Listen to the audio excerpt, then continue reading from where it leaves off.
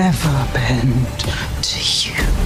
Origin stories often suffer from over-explanation and demystification that detracts rather than adds to the fictional universes they're trying to flesh out. So we were skeptical going into Dune Prophecy, which aims to shed light on the formation and rise of the sisterhood pulling the strings at the center of Frank Herbert's science fiction epic, and its more recent movie adaptations. Part of what makes the part nun, part witch, all-powerful Bene Gesserit so captivating are the questions of how they operate, the extent of their abilities, and how they became what they are in the far-off future where humanity has colonized the stars and banned all thinking machines. Answering those questions is a tall task, and sadly, Dune Prophecy only sometimes rises to it. You wish to serve the great houses and shape the flow of power. You must first exert power over yourself. What the series achieves in its first 4 episodes is the goal of any origin story: illuminate new aspects of things we already knew and contribute to the overall context and lore. Have your Captain America I understood that reference. memes at the ready. Prophecy is constantly nodding toward Dune history and dropping familiar names, which can be fun for longtime fans. It's also relatively faithful to the canon established by Herbert, though, like Denis Villeneuve's Dune and Dune Part 2, it erases much of the Muslim and Arab influences prevalent in the novels. The sisterhood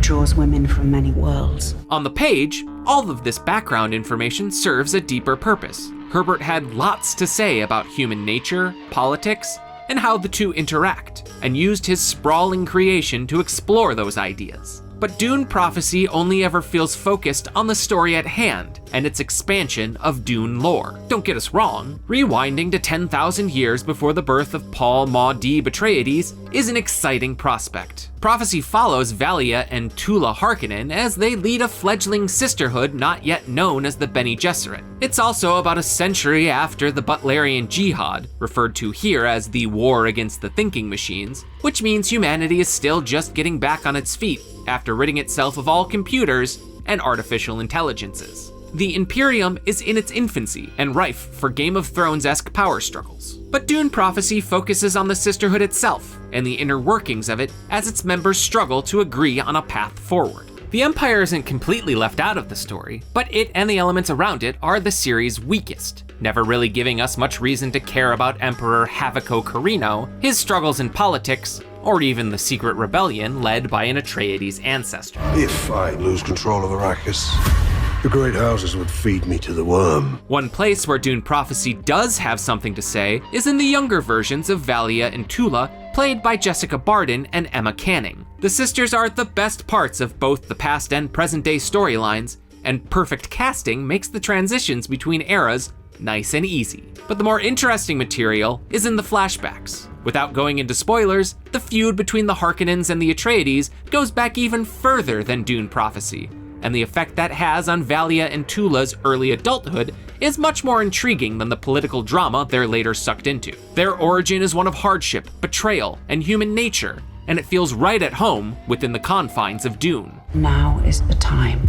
to secure the throne and protect the Imperium. Visually, it's hard not to compare Dune Prophecy to its older big-screen siblings. Though Denis Villeneuve wasn't directly involved with the production, his love for distinct color palettes and particle effects are present throughout episodes 1 through 4. It's clear the TV show is trying to walk in lockstep with the movies, and while there are some creative images on display, especially in the moments of trippy space magic, the overall look and feel is flimsy, despite the HBO of it all. What do you want? To wipe out every trace of the sisters from our world. The seams of Dune Prophecy are visible, and it can be distracting. Costumes appear lower quality, the sets, both digital and physical, look cheaper than those of House of the Dragon or The Penguin, and it doesn't help that the acting can often feel stiff. It's hard to compete with the examples set by Villeneuve and cinematographer Greg Fraser, two of today's sharpest filmmaking eyes, or the mammoth budgets of their 2 Dune movies. It isn't a fair fight, but it can take you out of the moment on multiple occasions. I run a school for young women. We're not a threat to anyone. At its worst, Dune Prophecy feels like a poor imitation of what the books and movies accomplish. At its best, however, the series offers a new look at a different era of Dune, allowing for an increased appreciation of the depth of storytelling in this fascinating franchise. There's definitely something here in Dune Prophecy, and every once in a while, it impresses and excites. It's just that a lot of its story feels discombobulated and unfocused. Your Majesty, the troubles are far greater than just Arrakis. Dune Prophecy's depiction of a fledgling Bene Gesserit gives fans of later Dune novels a lot to chew on. Many of the more character-focused elements of its story are thrilling, and Jessica Barden, Emily Watson, Emma Canning, and Olivia Williams are superb as ancestors of House Harkonnen. But with a lack of cohesive vision, the prequel series fails to live up to the expectations of quality set by the books and films that preceded it. For more TV reviews, check out what we thought of Arcane Season 2 and Agatha All Along. And for everything else, stick with IGN.